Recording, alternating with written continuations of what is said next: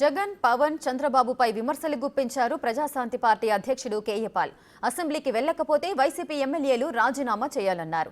ప్రజా సమస్యలపై పోరాడితే పవన్ అధికారంలోకి వెళ్లాక ప్రజా సమస్యలు మరిచి సనాతన ధర్మం అంటూ తిరుగుతున్నాడని విమర్శించారు. ఇక రాష్ట్ర అభివృద్ధికి కావాలంటే సీఎం చంద్రబాబు తన వద్ద సలహాలు తీసుకోవాలని సూచించారు. జగన్మోహన్ రెడ్డి గారు 5,000 ఇస్తున్నారు, మేము 10,000 రూపాయలు ఇస్తాం, మీ కడుపులు కొట్టను అని పవన్ కళ్యాణ్ అన్నాడు. కనీసం దాని గురించి ఇప్పుడు మాట్లాడట్లేదు. ఆ 2 లక్షల వాలంటీర్లో 200 మందికి కూడా ఒక్కరికి కూడా కనీసం 5,000 కూడా ఇవ్వట్లేదు. ఉద్యోగాలు 20 లక్షలు తీసుకొస్తాం, తెచ్చినంత వరకు మేము నిరుద్యోగ భృతి ఇస్తాము అన్నారు. ఆ నిరుద్యోగ భృతి లేదు. ఇప్పుడేమంటున్నారు, నేను సంపాదిస్తాను అని అప్పుడని, సంపాదించిందంతా పంచుతామని, నేను సృష్టికర్తను, నేను సృష్టిస్తాను అన్నారు చంద్రబాబు నాయుడు గారు. మరి ఇప్పుడు చంద్రబాబు నాయుడు గారు ఇప్పుడు ఖజానా ఖాళీ అయిపోయింది, డబ్బులు లేవు, ఏం చేయాలో అర్థం అవట్లేదు, గుండె ఆగిపోతుంది,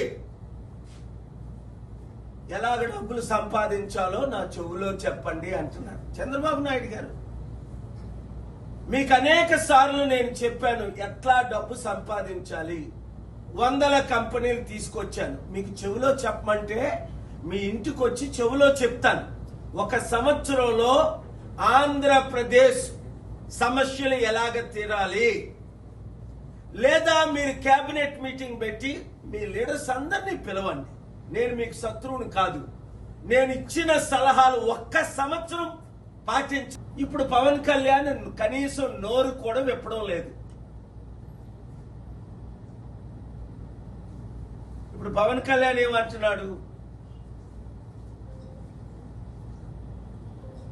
కుంభమేళ లేదా దేశం అంతా సనాతన ధర్మంగా మార్చేస్తాను అని దేశం అంతా నార్త్ ఇండియా నుంచి సౌత్ ఇండియా వరకు తిరుగుతున్నాడు. మరి ఎలక్షన్స్ ముందు పవన్ కళ్యాణ్ చెప్పొచ్చు కదా, నేను సనాతన ధర్మంలోకి మారిపోయాను, నేను అందరినీ మార్చడానికే రాజకీయాల్లోకి వచ్చానని. 30,000 మంది బాలికలు జగన్మోహన్ రెడ్డి సమయంలో మిస్ అయిపోయారు, అమ్మాయిలు మిస్ అయిపోయారు, దొరకట్లేదు, మేము రాగానే అమ్మాయిలందరినీ తీసుకొస్తామన్నారు. ఒక్క అమ్మాయినైనా తీసుకొచ్చారా?